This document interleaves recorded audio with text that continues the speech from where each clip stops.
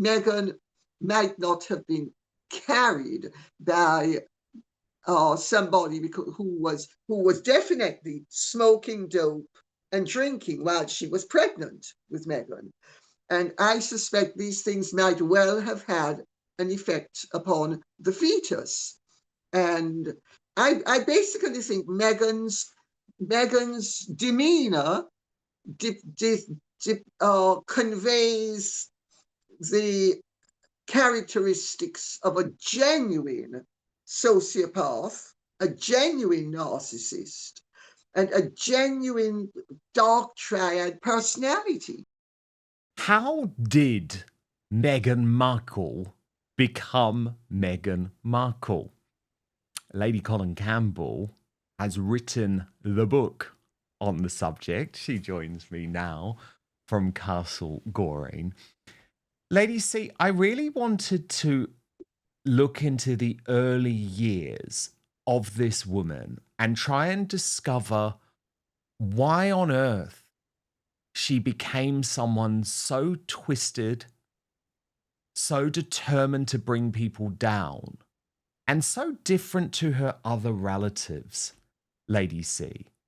And obviously one of the fascinating aspects to this is she is only the half-sibling of Samantha Markle and Thomas Markle Jr., the difference being, of course, they share a different mother. So do you put a lot of Meghan's ambition and her issues and her very obvious delusions and personality disorders down to the relationship with her mother, Doria Ragland, who we do have to remember, and I don't know if you have sympathy for this, Lady C, but who did, for a long period of Meghan's formative years, scarp her and left her totally without motherly support. Big news, Outspoken is now available as a podcast too. So please do subscribe wherever you get yours, Spotify, Apple Podcasts, and make sure you rate and review. I'll take 5 stars, if you may. Yes, well, Dan, I think there's so many different issues at play here that I think the first thing is, and if we go off what Meghan herself has indicated, because Meghan has actually, over the years, been very forthcoming. And I think I make the point in my book that one of the big mistakes she has made has been to confide over the years and provide information that really she should have been keeping her trap shut about. But Meghan has never actually been able to understand that sometimes a stray phrase can actually come back to bite you 20, 30, 40 years later. I think Meghan's basic problem is that Meghan has an overinflated opinion of herself, largely caused, I think, by her father overcompensating for being a single parent and spoiling her rotten. And that, in combination with Meghan's overweening ambition, allied to her very ordinariness. Meghan was never as good looking, never as bright, never as pretty, never as anything as she wanted to be. And she has over the years maximized every basic attribute she had, and wherever possible eradicated or minimized the disadvantages. Now, I'm not knocking any of that. I mean, you know, if you wish to maximize your advantages, good on you. But I think the key to Meghan's personality, to a large extent, is her tremendous self-hatred and her tremendous absence of a sense of self, and also her total lack of true warmth. Meghan doesn't have empathy. Meghan Meghan can simulate enthusiasm, and when it suits her, she can be charming. And charm allied to enthusiasm in certain contexts can appear to be warmth or empathy, when in fact it's neither. And I think, and also she's very determined, and she has a very overinflated opinion of herself. So if you put all of this together, you get a really toxic individual who on the one hand has the hide of a rhinoceros and will just, charge through anything and everything. And she has no respect for anyone or anything except the achievement of her desires. I mean, look, for instance, at, well, just imagine Meghan is a middle-class girl whose father earned very good money and sent to the best schools. She was at the best schools, basically surrounded by people who were of superior wealth and superior social position than hers. So I think that would also have fed the ambition as well as the insecurity and the self-hatred. And but her father gave her every advantage. And she, I think she, as she grew up, and I mean, she said that there were times when people thought her mother was the maid, and she never ever corrected that, incidentally, for what that's worth. And I think we're dealing with an imitation of life scenario here, where Meghan is basically a self-hating woman of color who did everything in her power to pass for white, and passed for white. I mean, if you see some of the roles she had, for instance, I saw a clip on something she did on television the other day. She'd appeared in some, I think it was a movie, and and her mother or her sister showed up, and they were lily white. So there was Meghan cast as a white woman in this film. And we all know now that she used to pass herself off as white. And I think there's been a certain coldness that's innate to Meghan. And one has to question whether Meghan might not have been carried by somebody who was definitely smoking dope and drinking while she was pregnant with Meghan. And I suspect these things might well have had an effect upon the fetus. And I basically think Meghan's demeanor conveys the characteristics of a genuine sociopath, a genuine narcissist, and a genuine dark triad personality. I mean, her coldness is quite frightening, and the way she can move on from people is, and say, for instance, the way she decided to just cut her father off when he was of no further use to her. I mean, even narcissists usually have some scruples, but Meghan, none. And the way she set her father up to prevent him coming to the wedding, and then to prevent him having access to Harry's children and to her life. I mean, she's actually a very frightening personality, I think. Well, yes, and this is what I wanted to get into, Lady C, because you talk about that genuine narcissism, that genuine issue, personality disorder, you might say. But how much of that is nature? How much of that is nurture? Because is your contention, and obviously we have to be careful, but you have spoken in the past of Doria's drug use, for example. Is your contention that Meghan was maybe in some ways born this way?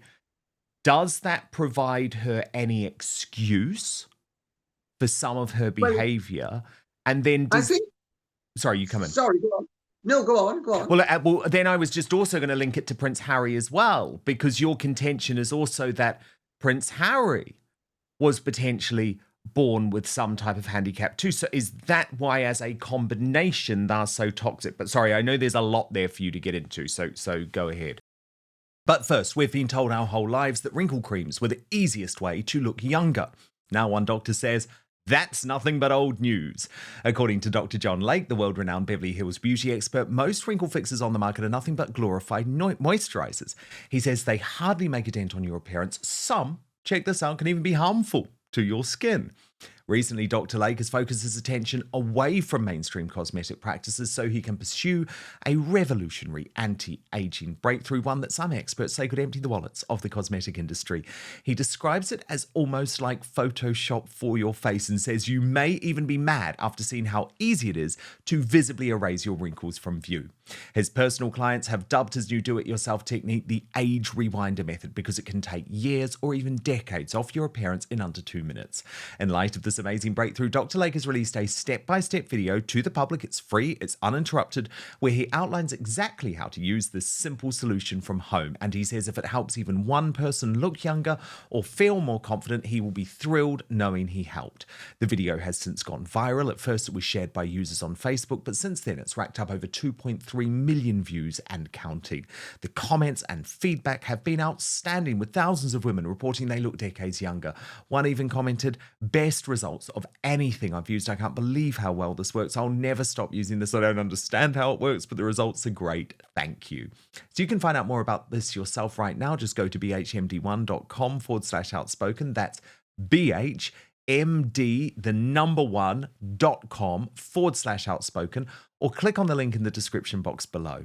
Now, there is one thing Dr. Lake asks from his viewers. If watching this video helps you look and feel younger than you have in years, then please share this video with your friends and loved ones. Together, we have the power to help as many women reclaim a youthful look as possible. So go watch the video at bhmd1.com/outspoken right now, or just click on the link in the description box below. But now, back to the show.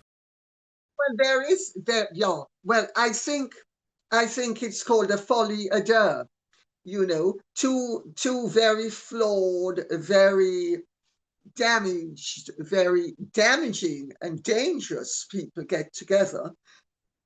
Each one exacerbates the other's tendencies and exaggerates them.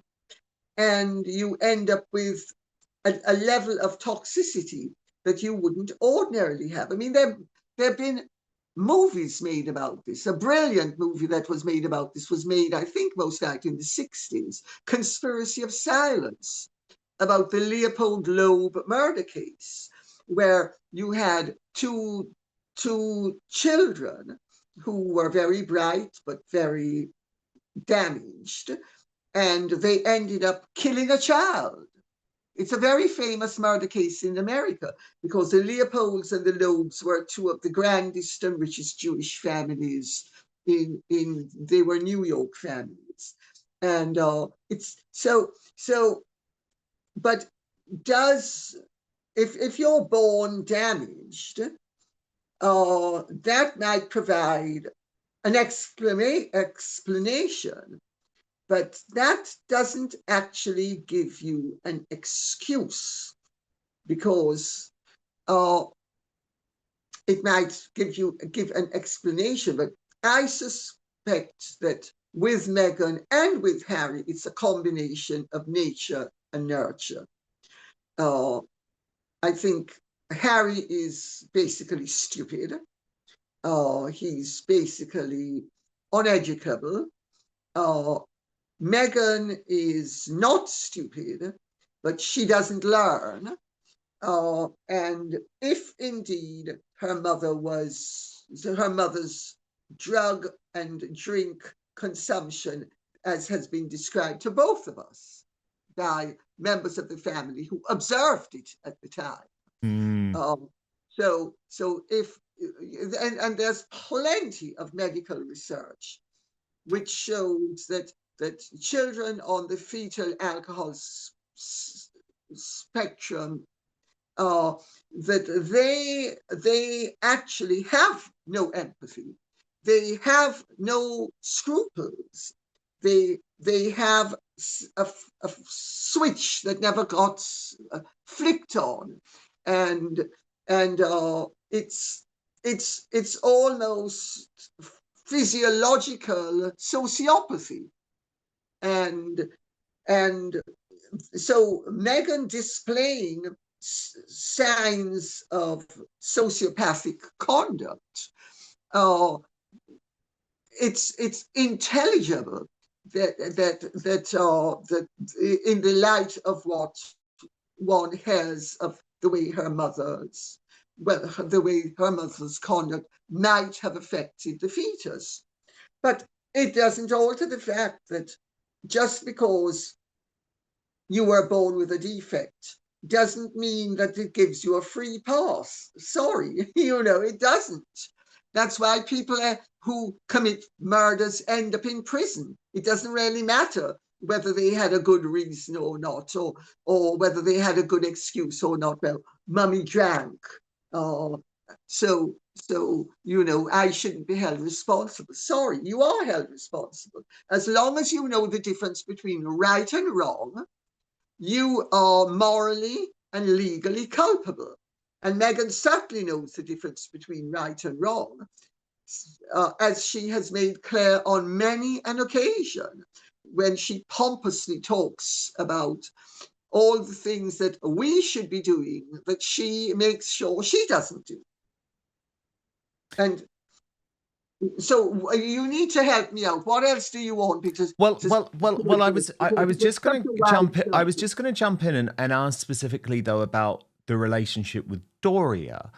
Why is it, given that I think we both agree, a lot of Doria's behaviour in Meghan's early years contributed to the very obvious defects that she displays now, be it by nature or nurture?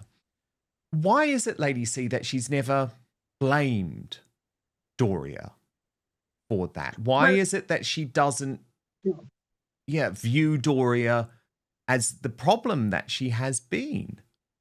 Well, because the child that is unloved by the mother, rather more importantly than unloved by the father, the child that is unloved by the mother always wants to have the mother's love, and she wants to have the mother's approbation, and so she will betray the parent who was a good parent. She really was pretty ugly if you stop to think about it. Lady C. Really. But sorry, I was making a point, and I'm well, you were making the point that actually she didn't have a lot of these God-given benefits in her early days. No, but her desire to have a relationship with her mother